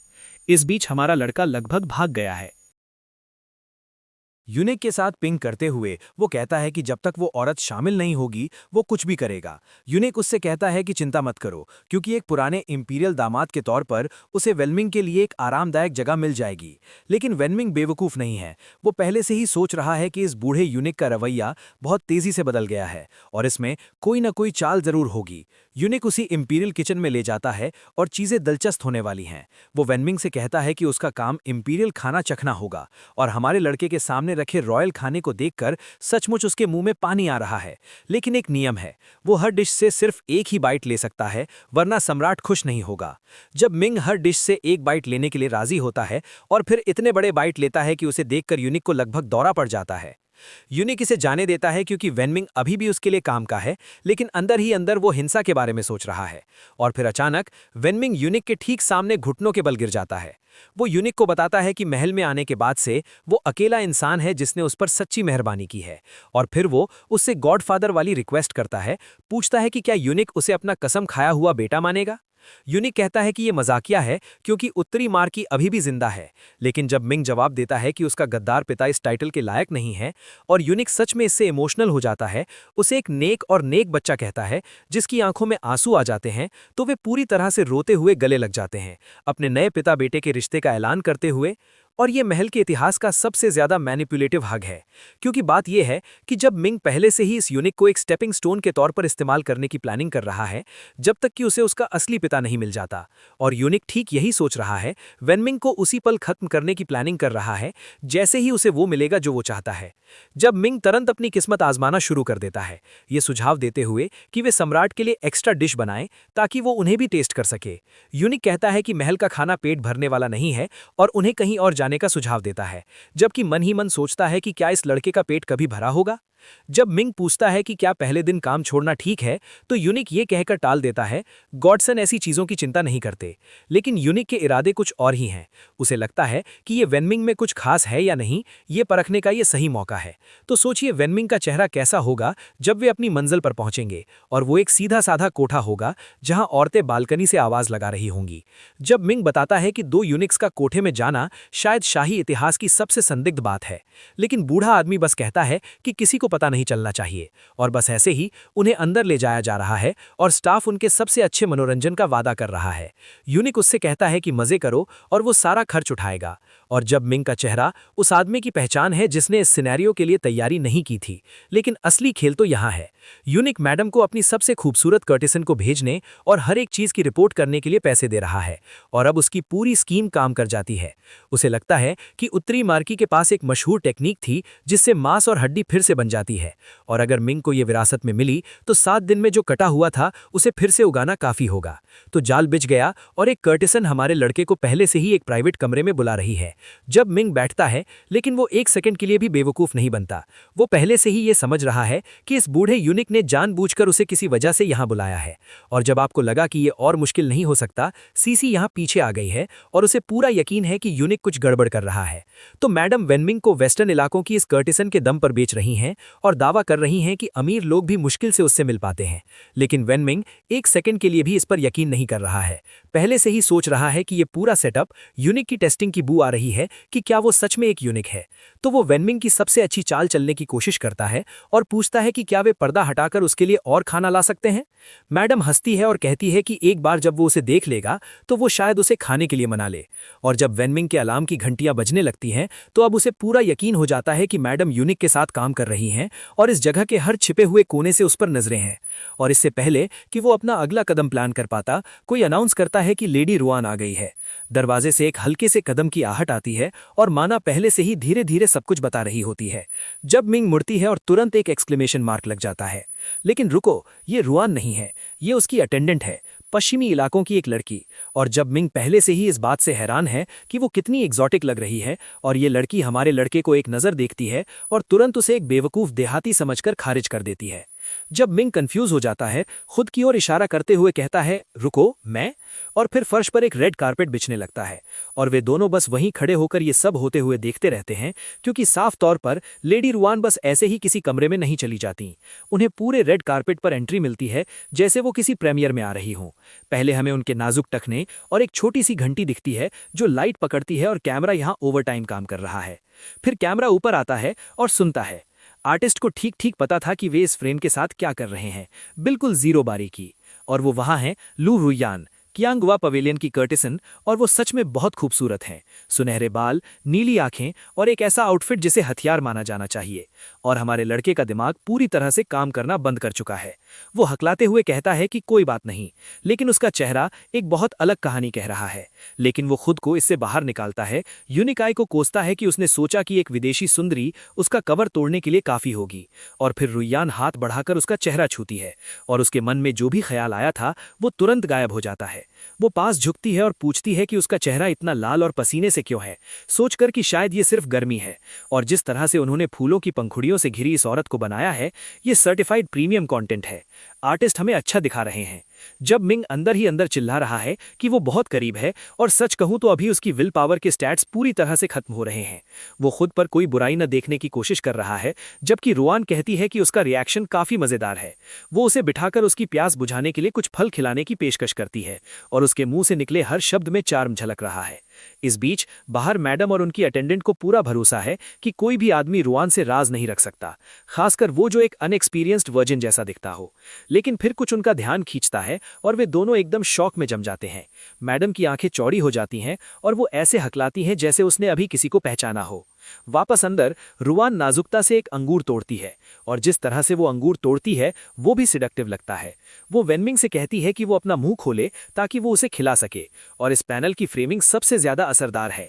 हमारा लड़का पसीने से तरबतर होकर ये कहने की कोशिश कर रहा है कि वो खुद खा सकता है, अंदर ही अंदर चिल्ला रहा है कि उसे किसी भी कीमत पर लालच का विरोध करना होगा। वो अंगूर को अपने चेहरे से हटाने में कामयाब हो जाता है और रुआन का हैरान रिएक्शन बताता है कि उसे रिजेक्ट होने की आदत नहीं है, लेकिन वो तुरंत संभल जाती है, अंगूर को अपने होठों से दबाती है और पूछती है कि शायद वो चाहेगा कि वो उसे किसी और तरीके से खिलाए। और जब मिंग अपना पूरा दिमाग खो रहा होता है, उसे एक बड़ी जादूगरनी कह रहा होता है और सोच रहा होता है कि आखिर कौन इसका विरोध कर सकता है। लेकिन यहाँ ट्विस्ट है। उस प्यारी सी मुस्कान के पीछे रुआन सब कुछ कैलकुलेट कर रही होती है। उसे लगता है कि ये छोटा यूनिक आसान शिकार है और वो उसे अपने एजेंडा के लिए फंसाए रखने का प्लान कर रही है। और जब टेंशन और नहीं बढ़ सकती थी, तभी बाहर से कोई चिल्लाता है कि एक युवा मास्टर जिया आ रहे हैं और वे दोनों घबराए हुए दिखते हैं। ये आदमी घुस रहा है और सबको अपने रास्ते से हटने के लिए चिल्ला रहा है, और मैडम बिल्कुल डरी हुई दिखती हैं। और ये जिया जोंगदाओ है, जो प्राइम मिनिस्टर जिया रेनी का बेटा है, और ये बिल्कुल वैसा ही बिगड़ा हुआ अमीर लड़का है। जब मिंग तुरंत नाम पहचान लेता है और उसका खून खौल उठता है, क्योंकि ये अभी मिलने वाला सबसे बुरा इंसान है। क्योंकि अगर जिया उसे किसी कोठे में पकड़ लेता है और राजकुमारी को बता देता है, तो कम से कम उसे धीरे धीरे काटकर मार डाला जाएगा। इसलिए वो एक पल में फैसला लेता है और खुद से कहता है कि उसके पास अभी एक बड़ा जुआ खेलने के अलावा कोई चारा नहीं है। इस बीच जिया यहाँ जोर जोर से ऐलान कर रही है कि वो जश्न मनाने आया है, क्योंकि उसने सुना था कि मिंग को बधिया कर दिया गया था। और हाँ, उसने सच में ये जोर से कहा था। वो टॉप कर्टिसन से ड्रिंक्स के लिए अपने साथ चलने की मांग करता है, क्योंकि जाहिर है कि उसके स्टेटस के हिसाब से इससे कम कुछ नहीं चाहिए। और मैडम मुश्किल से एक शब्द बोल पाती हैं। वो चांदी के बैग कन्फेटी की तरह इधर उधर उछालना शुरू कर देता है, उन्हें बताता है कि प्राइम मिनिस्टर के बेटे के लिए थोड़ा ज्यादा कुछ भी नहीं है। और हमें दरवाजे के पीछे छिपकर ये सब होते हुए किसे देखते हैं? बेशक यूनिकाई, क्योंकि ये आदमी हमेशा कहीं आसपास ही रहता है और ये बहुत गुस्से में है, क्योंकि इस बिगड़े हुए लड़के ने उसके सबसे बुरे मौके पर उसका पूरा सर्विलेंस ऑपरेशन क्रैश कर दिया। जिया सीधे कमरे में घुसती है, ये देखने की मांग करती है कि ये वेस्टर्न कर्टिसन असली में कितना शानदार है, और जैसे ही वो अंदर देखता है, कुछ उसे वहीं रोक देता है। रुआन शांति से उसे बताता है कि पिछला गेस्ट जिया का नाम सुनते ही खिड़की से बाहर कूद गया था, और सच में हमारे लड़के ने क्या पावर मूव किया है। जिया असल में इम्प्रेस्ड होती है, इसे एक स्मार्ट मूव कहती है, और उसका ईगो बस 3 साइज और बढ़ गया। लेकिन असली खेल तो यहाँ है। जब मिंग खिड़की से बाहर नहीं कूदा, तो वो रुआन की बड़ी स्कर्ट के नीचे छिपा हुआ था, और ये एक ही समय में सबसे जीनियस और सबसे कॉम्प्रोमाइजिंग छिपने की जगह है जिसकी कल्पना की जा सकती है। रुआन गुस्से में आने की हर इच्छा को रोक रही है, खुद को याद दिला रही है कि वो अभी इस यूनिक को एक्सपोज नहीं होने दे सकती, क्योंकि उसे अभी भी अपने प्लान्स के लिए उसकी जरूरत है। जिया उसकी खूब तारीफ करने लगती है, ये बताने के लिए कि उसने कैसे सब कुछ किया है। लेडी रुआन की खूबसूरती के बारे में उसने बहुत सुना है और आज उसका लकी दिन जरूर होगा। उसका दिल खुशी से झूम रहा है, जबकि रुआन अंदर ही अंदर उसे बर्बाद करने की साजिश रच रहा है। ये सोचकर कि वो यूनिक को बर्दाश्त कर सकती है, लेकिन ये प्लेबॉय हदें पार कर रहा है। वो खुद से कहती है कि वो अभी ऊंचे ओहदे वाले अमीरों को नाराज नहीं कर सकती और हालात शांत करने के लिए उसे कुछ वाइन पिलाने की पेशकश करती है। लेकिन फिर ये बेवकूफ़ उसका हाथ पकड़ लेता है और रुआन का एक्सप्रेशन तुरंत शान से सच में घबरा जाता है। वो उससे कहती है कि थोड़ी इज्जत दिखाए, क्योंकि वो एक पक्की कॉर्टिजन है जो आर्ट बेचती है, अपना शरीर नहीं। लेकिन जिया सुन नहीं रही है। ये बिल्कुल बिगड़ा हुआ आदमी उस पर झपटता है और कहता है कि वो टेस्ट करना चाहता है कि वो असल में कितनी पक्की है। और रुआन ऑफिशियली अपनी लिमिट पर पहुंच गया है और वो एक घूमती हुई किक मारती है जिससे आधा कमरा उड़ जाता है, जिसमें मिंग भी शामिल है, जो इस सारी अफरा तफरी के दौरान अभी भी उसकी स्कर्ट के नीचे है। जब मिंग हवा में ऐसे उड़ रहा है जैसे बवंडर में फंसा कपड़ा, जिया को यकीन नहीं होता कि ये कॉर्टिजन ऐसे मूव्स कर रहा है जो किसी मार्शल आर्ट टूर्नामेंट के लिए सही है। वो इतनी कलाबाजी से ज़मीन पर गिरती है कि किसी भी कंपटीशन में उसे परफेक्ट स्कोर मिल जाता और पूरा कमरा अस्त व्यस्त हो जाता है। जिया वहीं खड़ा अपना जबड़ा ज़मीन पर रखे उसका नाम चिल्ला रहा है, जैसे उसे समझ ही नहीं आ रहा कि अभी क्या हुआ। और रुआन किसी तरह जमीन पर उतर गया है और वैन मिंग अभी भी उसकी स्कर्ट के नीचे फंसा हुआ है, जमीन पर उसके नीचे दबा हुआ है। और ये पूरी बात बहुत ही शक के घेरे में है। हालांकि वो इसे खूबसूरती से दिखाती है, हंसती है और जिया से कहती है कि उसने उसे इसलिए चौंका दिया क्योंकि वो बहुत ज़बरदस्ती कर रहा था। इस बीच जब मिंग वहां नीचे फंस जाता है तो वो सोचता है कि इस कॉर्टिजन की मार्शल आर्ट स्किल्स एक नॉर्मल एंटरटेनर के लिए बहुत ज़्यादा एडवांस्ड हैं। और फिर उसे अंधेरे में कुछ दिखता है, किसी तरह का निशान या टैटू, जिसे पहचानकर उसकी आंखें चौड़ी हो जाती हैं। उसने जो कुछ भी अभी छुआ या पाया, रुआन भी उसे महसूस कर सकता है और उसका रिएक्शन पूरी तरह से घबराहट वाला होता है। जिया उसके रिएक्शन को फ्लर्टिंग समझती है और पूछती है कि क्या वो उसे सेड्यूस करने की कोशिश कर रही है, जबकि रुआन मन ही मन उसे नार्सिसिस्टिक फूल कह रहा है। वो ये समझने की कोशिश कर रही है कि उसकी ड्रेस के नीचे ये यूनिक कपड़ा अभी भी क्यों नहीं रखा है। और ये बात कि इतना अंधेरा है कि साफ साफ नहीं दिख रहा है, यही बात हालात को बचा रही है। और फिर ये बहुत बड़ा खतरा रुआन को बताता है कि वो उसके साथ बिस्तर पर आना चाहता है और उसके पास उसे मना करने के लिए तमीज़ से भरे तरीके खत्म हो रहे हैं। वो असल में बिस्तर पर चढ़ जाता है और उसकी स्किन कितनी चिकनी है इस बारे में बड़बड़ाने लगता है। और रुआन ऐसी दिखती है जैसे वो कोई बड़ा जुर्म करने वाली हो, और तभी वो एक बड़ा धमाका करती है। वो खुद को संत कहती है और कहती है कि उसने इस बेवकूफ़ के साथ अच्छा बर्ताव करना बंद कर दिया है। लेकिन जिया, भगवान उसकी पूरी जानकारी की कमी को आशीर्वाद दे, अब उसकी स्किन केयर की तारीफ कर रही है और ये भी कह रही है कि उसे शायद अपने पैरों के बाल ज़्यादा बार शेव करने चाहिए। और फिर उसे एहसास होता है, रुको, पैरों के बाल? अपनी स्किन का ध्यान रखने वाली औरत के पैरों के बाल कब से दिखने लगे हैं? रियान का चेहरा भी बदल जाता है क्योंकि उसे अभी एहसास हुआ कि जिया उन कवर्स के नीचे जो कुछ भी छू रही है वो उसके पैर नहीं है। वो घबराहट में कवर वापस फाड़ देती है और दोनों को पता चलता है कि इतने समय से वहाँ क्या छिपा था। ये तब होता है जब मिंग बस एक हैरान ग्रेमलिन की तरह बैठा होता है, पूरी तरह से खुला हुआ। जिया जांग दा यकीन न होने पर उसका नाम चिल्ला रहा होता है और हमारा लड़का पसीने से भीगा हुआ पूछता है कि क्या वे उस पर यकीन करेंगे जब वो कहता है कि वो भी उनकी तरह ही कंफ्यूज्ड है। जिया ने वैन मिंग का कॉलर पकड़ लिया है और हमारा लड़का घबरा कर उससे सभ्य लोगों की तरह बात करने की रिक्वेस्ट कर रहा है। जिया उसे याद दिलाती है कि बिना परमिशन के महल छोड़ना एक बड़ी गलती है और वैन मिंग जल्दी से यूनिक को बस के नीचे फेंक देता है, दावा करते हुए कि बूढ़ा आदमी उसे यहाँ लाया है। लेकिन जिया के गार्ड्स पहले से ही हर एग्जिट पर तैनात हैं और वे कन्फर्म करते हैं कि उन्होंने अंदर आते समय किसी बूढ़े यूनिक को कभी नहीं देखा। इस बीच यूनिक कॉरिडोर में छिपा हुआ है, सोचकर कि चीज़ें गड़बड़ होने से पहले उसे पीछे हट जाना चाहिए। वैन मिंग एक और दिन टेस्ट करने का प्लान बना रहा है। वैन मिंग पुराने दोस्त का कार्ड खेलने की कोशिश करता है, लेकिन जिया तुरंत उसे चुप करा देती है, कहते हुए कि इसके लिए बहुत देर हो चुकी है। और अब हमें बैक स्टोरी मिलती है। लगता है वैन मिंग ने एकेडमी में जिया को लगातार परेशान किया, सिर्फ इसलिए क्योंकि वे दोनों महारानी की तारीफ करते थे, यहाँ तक कि उसके सामने पैंट में एक्सीडेंट होने पर उसे फंसा दिया। और बात और बिगड़ गई जब जिया ने इंपीरियल एग्जाम के जरिए महल में घुसने की कोशिश की तो वैन मिंग ने लगता है उसका टेस्ट पेपर बदल दिया और उसे पूरी तरह से फेल कर दिया। यहाँ तक कि रुआन भी वैन मिंग को तिरछी नज़र से देख रहा है और हमारे लड़के में इतनी हिम्मत है कि वो इसे दोस्तों के बीच एक नुकसान न पहुंचाने वाला मजाक कह रहा है। लेकिन रुको, जिया कहती है कि वैन मिंग ने जो जिया के साथ किया वो सबसे बुरा हिस्सा भी नहीं था। जिया के एग्जाम में फेल होने के बाद वैन मिंग ने महारानी से उसे घोड़ों की देखभाल करने का काम सौंपा और इस आदमी ने सालों तक सिर्फ घोड़ों की लीद के बीच में ही समय बिताया है। और वेन मिंग की इतनी हिम्मत होती है कि वो हंसता है और कहता है कि उसे लगता है कि जिया को घोड़े पसंद हैं, जो सच में एक बुरा बर्ताव है। जिया मानता है कि जब उसने सुना कि वेन मिंग को बधिया कर दिया गया था तो वो बहुत खुश हुआ था, और वेन मिंग जवाब में ताली बजाता है, उसे सेलिब्रेशन का इस्तेमाल बंद करने के लिए कहता है, कोठे पर जाने का बहाना बनाकर। अब जिया वेन मिंग को हाथ से घसीट रही है और धमकी दे रही है कि महल से चुपके से निकलने के लिए महारानी को रिपोर्ट कर देगी, और हमारा लड़का पूरी तरह से पैनिक मोड में है। लेकिन फिर जब वेन मिंग का एक्सप्रेशन पूरी तरह से बदल जाता है और जिया को चेतावनी देता है कि चूंकि वो रहम नहीं दिखाना चाहता तो आगे जो होगा उसके लिए उसे दोष नहीं देना चाहिए, और हमारा लड़का सबसे पास जो भारी चीज मिलती है उसे पकड़ लेता है, जो कि एक सजावटी फूलदान होता है। वो पूरी तरह से बर्जर्क मोड में चला जाता है, उस फूलदान को सीधे जिया के सिर पर असली जानलेवा इरादे से घुमाता है। लेकिन जिया फूलदान को बीच में ही एक हाथ से ऐसे पकड़ लेती है जैसे वो मच्छर मार रही हो। जिया कंफ्यूज हो जाती है क्योंकि वेन मिंग पहले कभी इतना ताकतवर नहीं था, और सच कहूं तो वो भी हैरान लग रहा है कि ये इस हद तक पहुंच गया।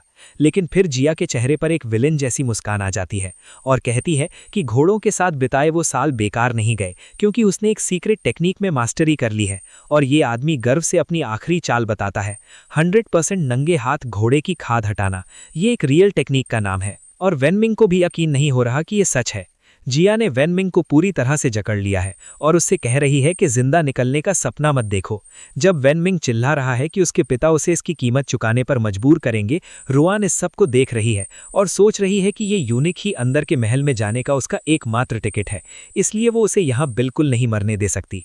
वो एक सीक्रेट ट्रिक निकालने का फैसला करती है जो वो बाद के लिए बचा कर रखी थी, क्योंकि हालात अब इतने खराब हो गए हैं। और बस ऐसे ही वो पूरी तरह से सिडक्शन मोड में आ जाती है। जिया को शहद और फूलों की पंखुड़ियों जैसी आवाज में बुलाती है। वो उसे पूरा दिखाती है, पूछती है कि वो बिना उसके साथ ड्रिंक किए इतनी जल्दी क्यों चला गया, और आर्टिस्ट ने पक्का किया कि हम सब यहीं स्क्रॉल करना बंद कर दें। वो आगे कहती है कि अगर वो ठीक से एंटरटेन हुए बिना चला गया तो मैडम उसे दोषी ठहराएंगी, और कैमरा एंगल कुछ ऐसा कर रहा है जिसके लिए परमिशन स्लिप की जरूरत होनी चाहिए। और जिया तुरंत शॉर्ट सर्किट हो जाती है, मानते हुए कि उसकी बात में दम है, जबकि उसकी नाक से पानी टपकने लगता है। ये आदमी लगभग 3 सेकंड में ही हार मान जाता है। लेकिन जिया पूरी तरह से बेवकूफ नहीं है। उसे लगता है कि उसके गार्ड सारे एग्जिट कवर कर रहे हैं, इसलिए वेन मिंग के पास भागने की कोई जगह नहीं है, भले ही वो अभी के लिए जाने दे। इसलिए वो रुआन की हॉस्पिटैलिटी का मजा लेने का फैसला करता है, और ऐसा करते हुए वो बिल्कुल अजीब लगता है। नाक लगभग सूअर की थूथन जैसी हो जाती है। जिया रुआन से कहती है कि वो उसकी अच्छी तरह से सेवा करे और उसे अच्छा इनाम मिलेगा, और वो धन्यवादी और विनम्र बनकर पूरी तरह से साथ देती है। और बस ये आंख मारना, रुआन सबसे प्यारा चेहरा बना रहा है, लेकिन उन नीली आंखों के पीछे गियर फुल स्पीड से घूम रहे हैं। वेन मिंग को पता चलता है कि वो उसकी मदद कर रहा है, लेकिन वो इतना भोला नहीं है कि इसे सच मान ले। ये सोचते हुए कि उसका असली मकसद क्या है, रुआन जिया को एक ड्रिंक देता है और वो उसे दिलों के साथ लेता है, पूरी तरह से दीवाना। फिर वो आसानी से उसके कपड़ों पर वाइन गिरा देती है, और जिस तरह से वो ऊप्स कहती है, वो इतिहास में सबसे सोचा समझा एक्सीडेंट है।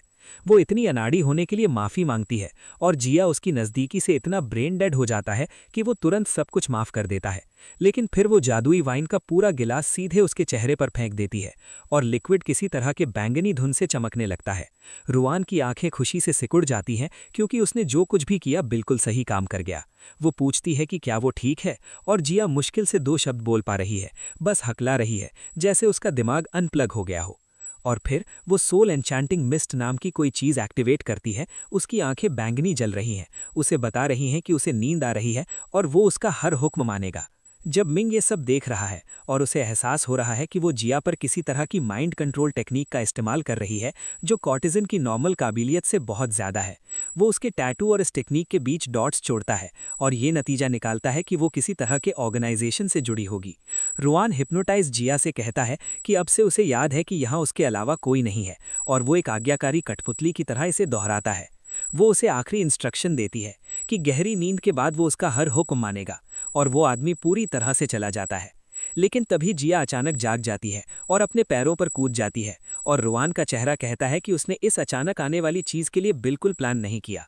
वो शीशी उठाता है और उसे ड्रग देने की कोशिश करने के लिए चुड़ैल कहता है, और रुआन सच में डर जाता है और पूछता है कि वो कैसे जाग गया। और यहाँ सदी का सबसे अजीब प्लॉट आर्मर है। सालों तक घोड़े की लीड हैंडल करने से जिया की सूंघने की शक्ति पूरी तरह से खत्म हो जाती है, जिससे वो उसके जहर से इम्यून हो जाता है। जब मिंग को भी यकीन नहीं होता कि ये सच में एक फायदा है, तब भी जिया उन दोनों पर उसके खिलाफ साजिश रचने का इल्जाम लगाती है और रुआन को जमीन पर गिरा देती है और अचानक ये कॉमेडी बहुत रियल हो जाती है।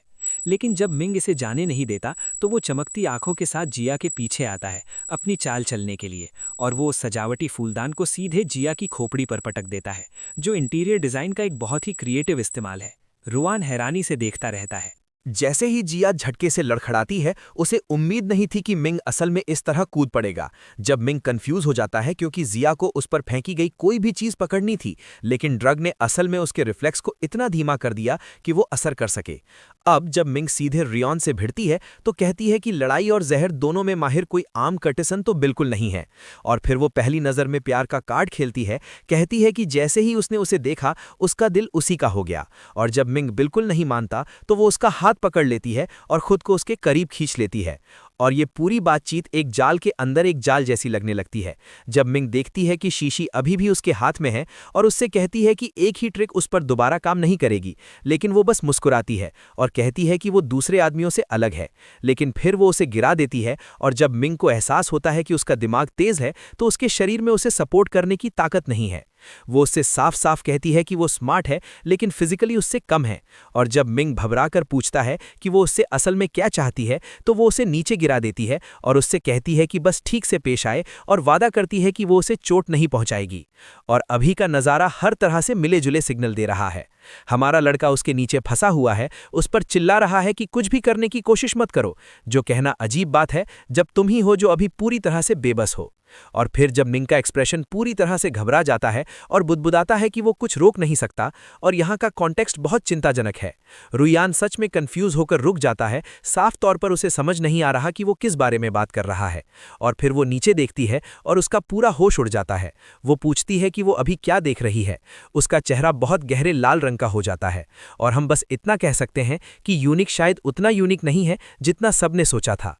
यहाँ बाहर के गार्ड चिल्ला रहे हैं कि ये बहुत बड़ा है, और वे बस वहाँ खड़े होकर इस बात पर बहस कर रहे हैं कि क्या वो उनके युवा मालिक के बारे में बात कर रही है। रुयान अभी भी हमारे लड़के के ऊपर है और उसने अभी अभी वो कंफर्म किया है जो उसे नामुमकिन लग रहा था। वो चिल्ला रही है कि सबूत सच में वही हैं, और वो फिर भी इसे गलतफहमी कहने की हिम्मत कर रहा है।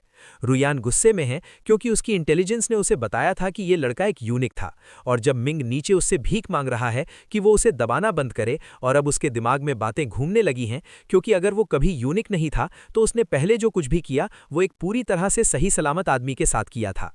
तो जाहिर है उसका सल्यूशन एक खंजर निकालना है और यह तय करना है कि इसे ठीक करने का एकमात्र तरीका मर्डर है। जब मिंग मुश्किल से ब्लेड से बचता है और उसे यकीन नहीं होता कि वो सच में अभी उसकी जान लेने की कोशिश कर रही है, हमारा लड़का खुद को कमरे में ऐसे फेंक देता है जैसे उसकी जान उस पर डिपेंड करती है, क्योंकि सच में ऐसा ही है। वो सोच रहा है कि कैसे एक सिंपल ब्रॉथल विजिट मौत के करीब के एक्सपीरियंस में बदल गई, और सच कहूं तो ये एक सही सवाल है। लेकिन रुयान अभी रुका नहीं है क्योंकि वो उस पर पूरी कॉम्बैट टेक्निक इस्तेमाल करती है, उसे तबाह करने की कोशिश करते हुए एकदम खतरनाक लग रही है। और वार होता है, वो सीधा दीवार से टकरा जाता है और उसके मुंह से खून निकलने लगता है। वो आखिरी वार करने की तैयारी कर रही है, उसे बेशरम बिगड़ा हुआ आदमी कह रही है, और हमारा लड़का इस फ्लोर का हमेशा के लिए रहने वाला है। लेकिन जब मिंग अपना बचा हुआ इकलौता कार्ड खेलता है, चिल्लाता है कि अगर वो उसे मार देती है तो वो हेवन लोटस सेक्ट के लिए अपना मिशन कभी पूरा नहीं कर पाएगी, और ये बात उसे वहीं रोक देती है। उसकी नीली आंखें चौड़ी हो जाती हैं क्योंकि उसने अभी अभी कोई क्लासिफाइड जानकारी दी है। वो तुरंत सेक्ट से किसी भी तरह के कनेक्शन से इनकार करने की कोशिश करती है, और जब मिंग उसे सीधे सीधे बताती है कि उसकी झूठ बोलने की स्किल सच में बहुत खराब है। इस बीच जिया फर्श पर बेहोश होकर गिर जाती है, और रियान आराम से मानती है कि शायद वो अभी थोड़ी ज्यादा ही उत्तेजित हो गई थी, लेकिन अंदर अंदर वो घबरा रही है क्योंकि उसका भेद खुल गया है, और अगर किसी और को पता चल गया तो वो गंभीर खतरे में है। वो उसे याद दिलाकर बात टालने की कोशिश करती है कि हेवन लोटस ग्रुप में शामिल होना एक बड़ी गलती है, लेकिन जब मिंग उसे ये नाटक छोड़ने के लिए कहती है तो वो समझाता है कि उसके ग्रुप के हर सदस्य के शरीर पर हेवन लोटस का निशान बना हुआ है, और वो बस अपनी आंखों से देखता है। रुयान का पहला इरादा अब उसे और जोर से मारने का है, लेकिन जब मिंग उसे उस मिशन में मदद करने की पेशकश करता है जिसके लिए वो राजधानी आई थी, लेकिन इससे पहले कि वे दोनों कुछ तय कर पाते, बाहर कोई लोगों को रास्ता देने के लिए चिल्लाना शुरू कर देता है, और अंदर आते हैं दो नए किरदार जिन्होंने इस पूरी सिचुएशन को 5 अलार्म वाली इमरजेंसी में बदल दिया। चांदी के बालों वाली कोई और नहीं बल्कि खुद महारानी सम्राट हैं, और वे सच में इस बात से कंफ्यूज हैं कि वेन मिंग ऐसी जगह क्यों आएगी।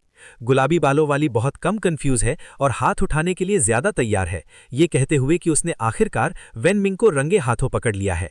गार्ड उन्हें रोकने की कोशिश करते हैं, पूछते हैं कि ये पागल औरत कौन है और उसे दफा हो जाने के लिए कहते हैं, और वो हर एक को लात मारती है। उन गार्ड्स को बिना पसीना बहाए ऑर्बिट में भेज दिया। कमरे के अंदर रियान और वेन मिंग ने ऊपर देखा तो पाया कि उनकी सिचुएशन और भी ज्यादा कॉम्प्लिकेटेड हो गई है। जब मिंग महारानी को देखती है और तुरंत क्षियाओ एन को बुलाती है, कहती है कि वो बिल्कुल सही समय पर आई है। फिर ये जीनियस घुटनों के बल बैठ जाता है और ब्रॉथल में फुल वॉल्यूम पर चिल्लाता है, सम्राट की जय हो, और वो तुरंत उसे चुप रहने के लिए कहती है। और अब सबसे दर्दनाक अजीब सी खामोशी है, क्योंकि रुयान और सम्राट बस एक दूसरे को घूर रहे हैं। रुयान उसे देख रही है, सोच रही है तो ये मार्शल एम्पायर का डॉग एम्पायर है, और देख रही है कि वो उम्मीद से बहुत छोटी है। लेकिन फिर सम्राट का ऑरा महसूस करती है और ये एकदम डरावना है, उसके अपने मालिक से भी ज्यादा ताकतवर। गुलाबी बालों वाली लड़की वेन मिंग से पूछना शुरू करती है कि ऑनिक ब्रॉथल क्यों आ रहा है, और हमारा लड़का इस बात पर जोर देता है कि ऑनिक उसे बस यहाँ खाने के लिए लाई है। महारानी भी इस पर यकीन नहीं कर रही हैं, पूछ रही हैं कि अगर वो सिर्फ खाने के लिए यहाँ था तो उसे कर्टिसन ने कैसे जकड़ लिया। और जैसे ही मिंग सच बताने वाला होता है, उसे अपनी रीढ़ की हड्डी में एक खास तरह की ठंडक महसूस होती है। वो घूम कर देखता है कि रियान राइट उसके पीछे खड़ी है, और उसके सिर के ऊपर वो एक्सक्लेमेशन मार्क सब कुछ कह देता है। वो प्यारी सी मुस्कान के साथ उसे धमकी दे रही है कि अगर उसने कुछ गलत कहा तो वो उसे अपने साथ कब्र में ले जाएगी। हमारा लड़का मुश्किल से निगल पा रहा है, क्योंकि अब उसे एक सीक्रेट एजेंट को एक्सपोज करने या एक सीक्रेट एजेंट द्वारा मरवाए जाने के बीच चुनना है। इसलिए वो सबसे बेतुकी कवर स्टोरी बनाता है, कहता है कि रुयान सिर्फ एक मसाज करने वाली थी जो उसके एक्यूपंक्चर पॉइंट्स ढूंढ रही थी, और वो घबराकर मान जाती है। और महारानी सच में मान जाती है, कहती है कि उन्हें भी मसाज चाहिए क्योंकि पेपर वर्क से उनके हाथ दुख रहे हैं, जबकि गुलाबी बालों वाली उनसे ऐसी भोली ना बनने की रिक्वेस्ट करती है। रुयान के पास उसकी बात मानने के अलावा कोई चारा नहीं होता। घबराकर कहती है कि ये सीधी साधी लड़की रिक्वेस्ट मान लेगी। वो वेन मिंग से फुसफुसाती है कि उसकी मदद करे, क्योंकि उसने ये झूठ बनाया है, और वो बस मन ही मन सोचता है कि अब ये उसकी प्रॉब्लम है। रुयान उसे आखिरी वार्निंग देती है कि अगर उसने उसे लटका कर रखा तो वो उसे सीधी अपने साथ नीचे खींच लेगी। इसलिए वो प्लान बी पर जाती है, सबको बताती है कि उसे वेन मिंग के बारे में एक बहुत बड़ा राज पता चला है, और अब सबकी नजरें उस पर हैं। वो महारानी के पास झुकती है और फुसफुसाने लगती है, और इस कमरे में टेंशन आसमान छू गया। लेकिन जब मिंग एक ऐसे आदमी की तेजी से आता है जिसकी जिंदगी इस पर निर्भर करती है, चिल्लाते हुए कि राज ये है कि वो एक मसाज करने वाला भी है, वो पूरी कहानी इस बारे में गढ़ता है कि कैसे रुयान ने उसकी टेक्निक सीखी और उन्हें टेस्ट करने के लिए उसे नीचे धा दिया। और महारानी बस सिर हिलाती हैं और कहती हैं कि ये बात समझ में आती है। पर्दे के पीछे वे दोनों गुस्से में साजिश कर रहे हैं, क्योंकि गुलाबी बालों वाली साफ तौर पर इस पर यकीन नहीं कर रही है, और वो ये साबित करके दिखाती है कि वे लगातार एक दूसरे को आंख मार रहे हैं, क्योंकि जाहिर है कि चालाकी उनकी खासियत नहीं है। फिर वो फर्श पर बेहोश पड़ी बॉडी की तरफ इशारा करती है और बहुत ही सही सवाल पूछती है कि अगर ये सिर्फ एक मसाज सेशन था तो किसी को बेहोश क्यों किया गया। तो जब मिंग ऑस्कर के लायक परफॉर्मेंस देता है, रोते हुए बताता है कि कैसे जिया जांग दा ने उसे सिर्फ इसलिए धोखा दिया और परेशान किया क्योंकि उसे नपुंसक बना दिया गया था, और रुयान भी उसकी एक्टिंग से इंप्रेस्ड होती है। महारानी पूरी तरह से इमोशनल हो जाती हैं, कहती हैं कि जिया इतनी बेरहम है कि वो वेन मिंग के साथ ऐसा बर्ताव नहीं कर सकती, जबकि गुलाबी बालों वाली लगभग चिल्ला रही है कि उसके झांसे में ना आए। इसलिए वो मामला अपने हाथ में लेने का फैसला करती है और कहती है कि उसे बस बेहोश विटनेस को जगाना है और पूरा झूठ टूट जाएगा। वो तुरंत जिया को थप्पड़ मारकर जगाना शुरू कर देती है, और वेन मिंग उसे रोकने की कोशिश में अपना आपा खो देता है, क्योंकि ये सब अब सामने आने वाला है। और जिया धीरे धीरे पूरी तरह से कंफ्यूज दिखने लगती है और सोचने लगती है कि वो अभी है आखिर कहाँ। जिया सीधे वेन मिंग की तरफ देखती है और उसका नाम बताती है, और हमारा लड़का पक्के तौर पर जानता है कि अब इसे छिपाया नहीं जा सकता। जिया जांगडा जागता है और तुरंत अपना मुंह चलाना शुरू कर देता है। वेन मिंग को छोटा बदमाश कहता है, और गुलाबी बालों वाली बहुत खुश हो जाती है और जिया से वेन मिंग के सारे गंदे राज उगलवाने की मांग करती है। और ये बेवकूफ इस बात पर हंसने लगता है कि कैसे वेन मिंग यूनिक बन गया, और कहता है कि ये उसके लिए सही है। गुलाबी बालों वाली और महारानी दोनों एक ही समय पर स्तब्ध रह जाती हैं, क्योंकि ये निश्चित रूप से वो बड़ा धमाका नहीं था जिसकी वे उम्मीद कर रही थीं। जिया अब गुलाबी बालों वाली से दोस्ती करने की कोशिश कर रही है, पूछ रही है कि क्या वो भी उसकी दुश्मन है, और यूनिक्स की स्थिति को छुट्टी की तरह मना रही है। इस बीच रुयान बताती है कि उसने पहले ही जिया पर अपनी सोल एन्चैंटिंग मिस्ट का इस्तेमाल कर लिया है, जिसका मतलब है कि उसे अपनी याददाश्त का कुछ हिस्सा खो देना चाहिए था, और वो उन्हें सामने नहीं ला सकता। लेकिन जिया को साफ तौर पर भूलने की बात समझ नहीं आई, क्योंकि वो अभी भी इस बारे में बात कर रहा है कि वेन मिंग अब यूनिक है, और फिर ये आदमी भ्रम के उस लेवल पर पहुंच जाता है जो पहले नामुमकिन माना जाता था, ये कहते हुए कि वेन मिंग के बाहर होने के बाद एक ठंडी आवाज उससे उसके कॉन्फिडेंस के बारे में पूछती है, और ये पक्का चैंपियन शेख ही बघारता है कि उसके पिता प्रधानमंत्री ने पहले ही व्यवस्था कर दी है। सब कुछ समझ गया और फिर उसे एहसास हुआ कि वो आवाज किसकी थी, जैसे मालगाड़ी से टकराया हो। वो पलटा तो देखा कि महारानी खुद वहीं खड़ी हैं और उनसे ऐसी आभा निकल रही है कि शहर का एक ब्लॉक भी गिर सकता है। महारानी एक सेकंड भी नहीं हिचकिचाई और उसके पिता जिया रेनी को 3 रैंक कम करने और इस बेवकूफ को वापस घोड़ों के अस्तबल साफ करने का आदेश दिया। जिया पास जाकर रहम की भीख मांगने की कोशिश करती है, इसलिए वो उसे मच्छर की तरह कमरे में फेंक देती है। जब मिंग और रुआन बस चुपचाप खड़े होकर तबाही देख रहे थे, क्योंकि आप इस पर क्या कहेंगे। रुआन फर्श में दबी जिया की बॉडी को घूरता है और मन ही मन सोचता है कि वो इस सम्राट का बिल्कुल मुकाबला नहीं कर सकती। गुलाबी बालों वाली लड़की, जिसका नाम सीसी है, सिस्टर वान से पूछती है कि क्या उसने ज्यादा जोर से मारा, और वान उसे यकीन दिलाती है कि ये एक कंट्रोल वाला थप्पड़ था जिससे कोई ब्रेन डैमेज नहीं हुआ। हालांकि फर्श पर आदमी के आकार के गड्ढे को देखकर, जिसकी पीठ से तलवार निकली हुई थी, कोई ब्रेन डैमेज नहीं, उसे उम्मीद महसूस होती है। लेकिन फिर जिया को होश आता है और उसकी यादें वापस आ जाती हैं। उसे वेन मिंग और उस औरत के बारे में सब कुछ याद आ जाता है। और जब मिंग और रुआन दोनों को ठीक उसी समय एहसास होता है कि मेमोरी वाइप ठीक नहीं हुई, जब मिंग जवाब मांगने के लिए रुआन की ओर मुड़ती है और वो घबराकर बताती है कि सिर की चोट असल में मेमोरी लॉस को ठीक कर सकती है, जो जाहिर तौर पर एक बहुत मुश्किल प्रोसेस है। जब मिंग अंदर ही अंदर परेशान हो जाती है, क्योंकि अगर जिया सबको बता देती है कि उसने क्या देखा तो उन दोनों का गेम ओवर हो जाएगा। सीसी लगभग उत्साह से उछल रही होती है, जिया से वैनमिंग के सभी जुर्मों का पर्दाफाश करने के लिए कहती है, और जिया बिल्कुल शुरुआत से शुरू करती है। लेकिन हमारा लड़का वैनमिंग बहुत शैतानी तरीके से बीच में आता है और आराम से बताता है कि जिया के पीछे एक तलवार फंसी हुई है, और इससे पहले कि कोई कुछ कह पाता, वो चेहरे पर सबसे बड़ी मुस्कान के साथ उस चीज को निकाल देता है, जबकि खून हर तरफ फैल जाता है। और सीसी, जो शायद खून नहीं सह सकती, तुरंत बेहोश हो जाती है, जबकि वैन उसे घबराते हुए पकड़ लेता है। जब मिंग मौके का फायदा उठाता है तो वो जोर देकर कहता है कि सीसी को तुरंत इंपीरियल डॉक्टर को दिखाना चाहिए और महारानी उसे अभी ले जाएं। फिर वो जिया को खुद संभालने और ये पक्का करने के लिए आगे आता है कि वो सुरक्षित घर पहुंच जाए, और बिना सोचे समझे मान जाता है। रुआन उसे सच्ची इज्जत से देखता है और कहता है कि वो काफी काबिल है, और हमारा लड़का खुद से बहुत खुश लग रहा है। अब महारानी के जाने के बाद जब मिंग रुआन से पूछती है कि जिया को फिर से कैसे भुलाया जाए, और वो सुझाव देती है कि सिर के पिछले हिस्से पर एक और जोरदार वार करने से काम हो जाएगा, और जब मिंग वो मुस्कान देता है, इसका मतलब है कि किसी का दिन बहुत बुरा होने वाला है। वो एक सजावटी फूलदान उठाता है और उसे एक्सकैलिबर की तरह सिर के ऊपर रखता है और उसे यादें मिटाने वाला फूलदान कहता है। जिया डर के मारे ऊपर देखती है और पूछती है कि वो क्या कर रहा है, और वैनमिंग ये कहते हुए माफी मांगता है कि ये सिर्फ उसकी अपनी सुरक्षा के लिए है, और बिल्डिंग के बाहर से आप सिर्फ एक चीख सुन सकते हैं जो पूरे डिस्ट्रिक्ट में गूंज रही है। और बस ऐसे ही जिया जैंग दा जमीन पर औंधा पड़ा हुआ है, उसके सिर पर एक ताज़ा चोट लगी है और उसे पिछले कुछ घंटों की कोई याद नहीं है। उस मुश्किल से निपटने के बाद वैनमिंग रुआन की ओर मुड़ता है और कहता है कि जो कुछ भी उन्होंने अभी अभी झेला है, अब वे लगभग साथी हैं। लेकिन रुआन तुरंत उसे ये कहते हुए मना कर देता है, इस संत को एक नकली यूनिक के साथ गठबंधन करने में कोई दिलचस्पी नहीं है। ऐसा करते हुए वो बहुत बुरी लग रही है। जब मिंग इतनी आसानी से हार नहीं मान रही है, बताते हुए कि उसके हेवन लोटस ग्रुप ने किसी वजह से राजधानी में घुसपैठ की है और महल के अंदर एक आदमी का होना बहुत कीमती होगा, तो वो अपनी बाहें क्रॉस करके सीधा सवाल पूछती है, उसे आखिर उस पर मदद के लिए भरोसा क्यों करना चाहिए। और जब मिंग पूरी तरह से नाटक छोड़ देता है, बताते हुए कि उसके पिता नॉर्दर्न मार्क हैं जिन्होंने एम्पायर के खिलाफ बगावत की थी और वो उन्हें नफरत करता है क्योंकि उन्होंने उसे बधिया करने का आदेश दिया था। तो रुआन रुक जाता है और वही अगला सवाल पूछता है जिसके बारे में हर कोई सोच रहा था कि क्या वो सच में यूनिक है या नहीं, और ये आदमी तय करता है कि इसे साबित करने का सबसे अच्छा तरीका बस उसे दिखाना है, जिससे रुआन उस पर चिल्लाता है कि तुरंत अपनी पैंट वापस पहन ले और पूरी तरह से लाल हो जाए। वो बताता है कि महारानी उसकी हर हरकत पर नजर रखती हैं और अगर उन्हें सच्चाई का पता चल गया तो वो मर जाएगा। लेकिन रुआन कहता है कि सिर्फ शब्द उसे मनाने के लिए अभी भी काफी नहीं है। जब मिंग ये पूछने लगती है कि उसे सबूत के तौर पर क्या चाहिए, और वाक्य के बीच में कुछ सीधे उसके मुंह में चला जाता है।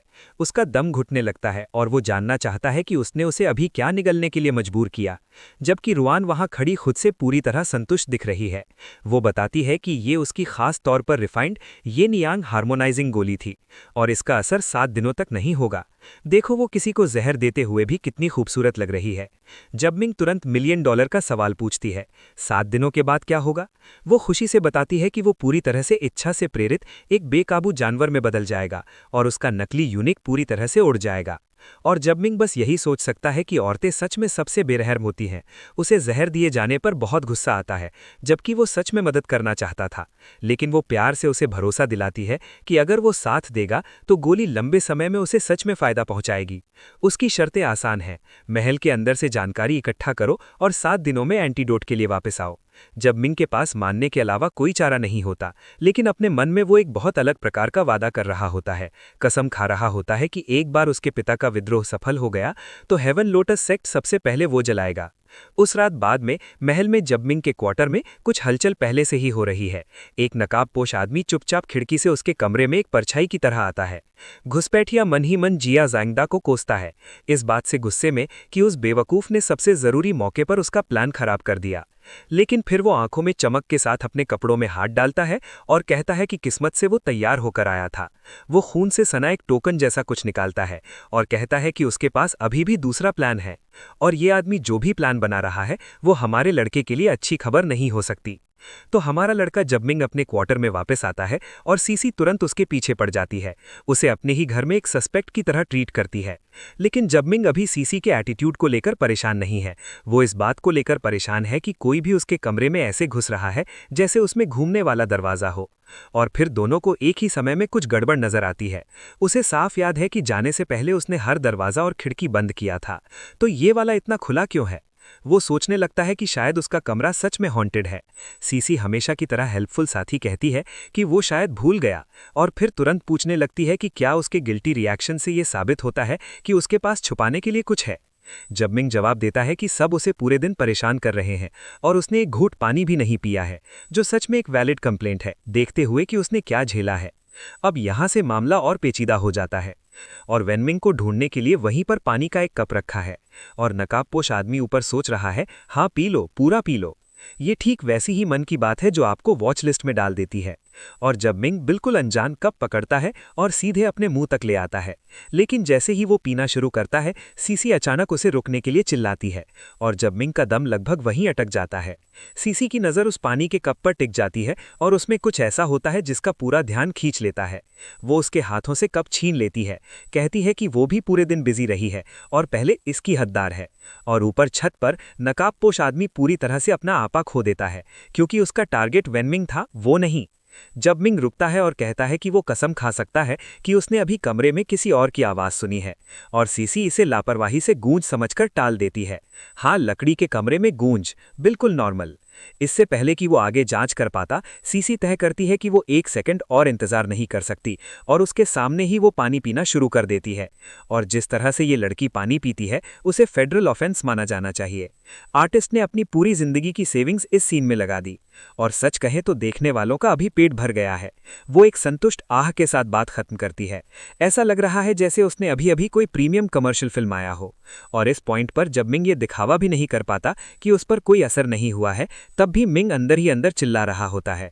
खुद से पूछ रहा होता है कि इस लड़की को पानी पीने को एक पूरे परफॉर्मेंस पीस जैसा क्यों दिखाना है। इस बीच हमारा नकाबपोश टॉकर अपनी जिंदगी की सबसे बुरी रात बता रहा है।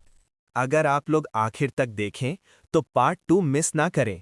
अगर इस वीडियो को 100 लाइक मिले तो मैं अगला पार्ट अपलोड कर दूंगा, और सब्सक्राइब करना ना भूलें।